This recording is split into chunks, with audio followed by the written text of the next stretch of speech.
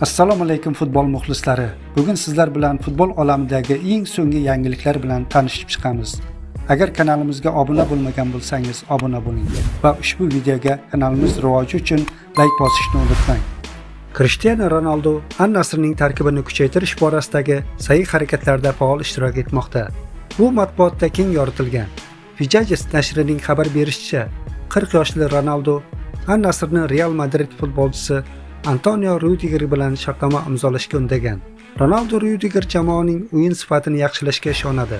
Antonio Rudigerning Real Madrid bilan amaldagi shartnomasi 2025-2026 yilga mavsum oxirigacha amal qiladi.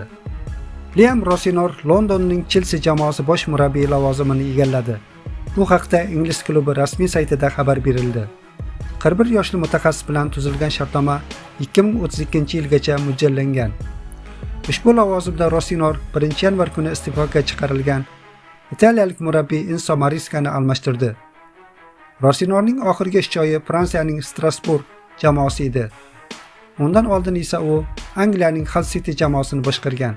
Ayni paytda Chelsea Angliya chempionati turnir jadvalida 5-o'rinni egallab turibdi. Nasaf serbiyalik Wenger Stefan Jolovich bilan hamkorlikni davom ettirmaydi. Stefan, jamoamiz uchun qilgan mehnatlaringiz uchun tashakkur bildiramiz va kelgusi faoliyatingizda omad tilaymiz, deyiladi qarshiliklar xabarida. 31 yoshli futbolchi o'tgan mavsum qarshiliklar libosida 31 o'yinda qatnashib 2 ta gol urgan va 3 ta golga assistentlik qilgan edi. Manchester City qishki transfer oynasida Crystal Palace'ning 25 yoshli markaziy himoyachisi Mark Gihini sotib olish imkoniyatini ko'rib chiqmoqda. Shaharliklar Chelsea bilan o'yinda jarohat olgan yoshli Gvardiol va Ruben Dias bilan bog'liq vaziyat tufayli futbolchiga bo'lgan qiziqishni faollashtirdi. Manchester City Gihi transferi bo'yicha yakuniy qaror qabul qilishdan oldin Gvardiol va Diasning jarohati borasidagi to'liq ma'lumotni kutadi. Himoyachining Palace bilan amaldagi shartnomasi shu mavsum oxirida yakuniga yetadi. Avvalroq Bavariya, Real, Barcelona, Inter va Atletico futbolchini erkin agent sifatida qo'lga kiritishga qiziqish bildirgandi.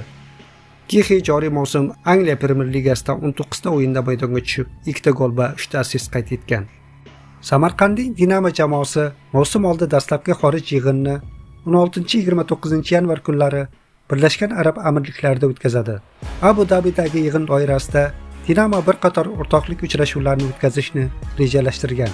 Jumladan 25-yanvar kuni Abu Dabida Rossiyaning 6 karra chempioni CSKA klubiga qarshi xalqaro o'rtoqlik o'yini o'tkazish bo'yicha kelishuvga erishildi. Muhammadali Usmonov nobahor futbolchisiga aylangani haqida Namanganliklar matbuot xizmati xabar berdi. Muhammadali Usmonov 2004-yil 9-dekabr kuni Andijonda tug'ilgan.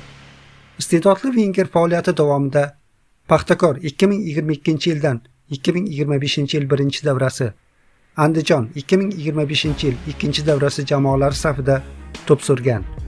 Undan tashqari O'zbekistonning turli yosh toifalaridagi yoshlar terma jamoalari va O'zbekiston o'smirlar 21 jamoasi sharafini ham munosib himoya qilgan. O'zbekiston o'smirlar 17 Osiyo Kubogi g'olibi Andijon safiga o'ynaydi. Burgutlarning qishki seleksiya ishlari jadallik bilan davom etmoqda. Tajribali futbolchilar bilan bir qatorda kelajagi porloq iste'dodli yoshlarga ham alohida e'tibor qaratilmoqda. Shu maqsadda jamoamiz barchaning e'tiborida bo'lgan Aslbek Aliyev bilan shartnoma imzolaganini ma'lum qilamiz. U 2009-yilning 1-yanvar sanasida Farg'ona viloyati Uvayda tumanida tavallud topgan. 2019-yildan beri Odil Junior akademiyasida tahsil ola boshlagan. O'tgan yili 1-liga musobaqasida Olimpiya klubida to'p surgan, 6 ta gol urgan va 4 ta assistni bajargan. Aliyev O'zbekiston o'smirlar 17 terma jamoasi bilan 2025-yili Saudiya Arabistonda bo'lib o'tgan Osiyo Kubogida qit'a chempioni bo'lgan. Ushbu musobaqada 6 ta o'yinda 5 ta gol urib, turnir to'purariga aylandi. Shuningdek, o'tgan yili o'smirlar 17 o'rtasidagi Qatardagi jahon chempionatida ham qatnashib, 1 ta gol muallifiga aylangan. Aslbek jamoamizning ahil oilasiga xush kelibsan, deyiladi Andijon klubi bergan bayonotida. Tarkibni kuchaytirish ishlari davom etayotgan mahalda Andijonga yana bir yangi futbolchi qo'shildi. Po'latxo'ja Xoldirxonov endi Burgutlar futbolchisi. Po'latxo'ja Xoldirxonov 2003-yilning 6-iyul sanasida tavallud topgan. O'tgan yili birinchi davrada Navbahor, ikkinchi davrada Sho'rtan safida to'p tepdi. Hujumchi namanganliklar safida Superliga va Kubokda 9 ta o'yinda bitta gol urgan bo'lsa, shu o'rtamda Superliga va Kubokda 16 ta bellashuvda 7 ta gol muallifiga aylandi. Shuningdek, Xoldirxonov Paxtakor va Olimpikda ham faoliyat olib borgan. Manchester City markaziy himoyachisi Ruben Dias Chelsiga qarshi o'yinda tizza osti payini shikastlab olgani ma'lum bo'ldi. Tekshiruvlardan so'ng 28 yoshli portugaliyalik futbolchi kamida 6 haftani o'tkazib yuborishi aniqlandi. Avvalroq jamoaning boshqa bir markaziy himoyachisi Yoshki Gvardiol katta boldir suyagini sindirib olgani sabab 3-6 oyga safdan chiqqan edi. Endi shaharliklar markaziy himoyada asosiy futbolchi sifatida Abduqodir Husanovga tayanadi. Jamoa bugun Angliya Premyer Ligasida Braytonni qabul qiladi. Manchester City bosh murabbiyi Pep Gvardiola Brightonga qarshi o'yindan oldin tarkibning holati haqida o'z fikrlarini bildirdi. Bizda Husanov va Aki bor. Max Watforddagi ijrasidan qaytarildi. Biz Watforddan minnatdormiz. Marmush va Aytnuri Afrika Millatlar Kubogida ishtirok etishmoqda. Stones va Bob jarohat olishgan. Doku va Rodri uzoq muddatli jarohatdan so'ng qaytishmoqda. Mana shunday vaziyat.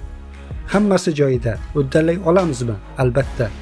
Ruhiyatimiz bilan biz buni har doim uddalay olamiz, dedi Gvardiola matbuot anjumanida. O'zbekiston o'smirlar 23 Osiyo Kubogi birinchi tur o'yinlari oldidan matbuot anjumani tashkil etildi.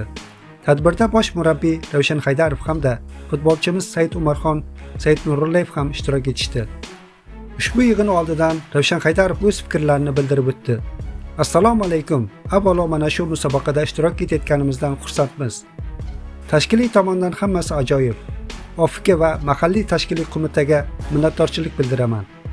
Barcha jamoalarga omad tilayman. Biz bu musobaqani yaxshi ko'ramiz va hurmat qilamiz. Turnirda reytingimiz baland, har doim yuqori natijalar qayd etib kelamiz. O'ylaymanki, bu galgi musobaqada ham munosib ishtirok etib, yuqori natijaga erishamiz. Albatta, guruhimizda kuchli jamoalar yig'ilgan. Ularning tajribalari va imkoniyatlarini bilamiz. Yosh tarkib bilan ishtirok etishimga qaramay, men jamoamga ishonaman. Futbolchilar bilan suhbatda bu turnir ularga ko'proq vazifasini o'tab berishini aytdim. Shundan so'ng Said Umarxon, Said Nurullayev ham o'z fikrlarini bildirib o'tdi. Tayyorgarlik yaxshi bo'ldi. Dastlab Toshkentda, keyin Qatarda yig'in o'tkazdik. Asosiy maqsadimiz musobaqada munosib qatnashib, yuqori natija qayd etish. Saudiya Arabistonda 23 yoshgacha bo'lgan futbolchilar o'rtasida Osiyo Kubogi boshlandi. Mazkur musobaqada O'zbekiston o'smirlar 21 terma jamoasi C guruhidan joy olgan bo'lib, Janubiy Koreya, Eron va Livanga qarshi bahs olib boradi. Ravshan Haydarov shogirdlari ilk turda Livanga qarshi maydonga tushadi. Ushbu bellashuvni malayziyalik hakam boshchiligidagi brigada boshqaruv olib boradi. Ma'lumot uchun uchrashuv bugun Toshkent vaqti bilan soat 19:00 da start oladi.